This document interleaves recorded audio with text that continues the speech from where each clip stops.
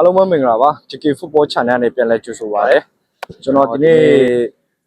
football ကိုပါလေတယောက်တည်းရှိတဲ့ချိန်20 Pro တွေလုပ်လို့ရလဲဆိုတာလေ့ကျင့်ကြီးအများကြီးထက်မှာအလွယ်ကူဆုံးနဲ့အယူရှင်းဆုံးကိုကျွန်တော်တင်ပြပေးတော့မှာဖြစ်ပါတယ်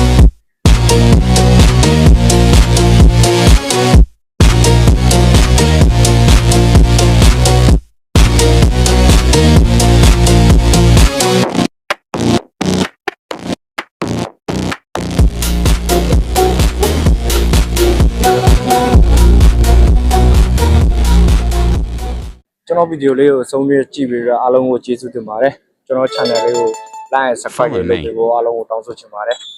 ကျွန်တော်နောက်ထပ်ကောင်းတဲ့ content တွေနဲ့ကျွန်တော်ပြန်လာခဲ့ပါမယ်အားလုံးကိုကျေးဇူးတင်ပါတယ်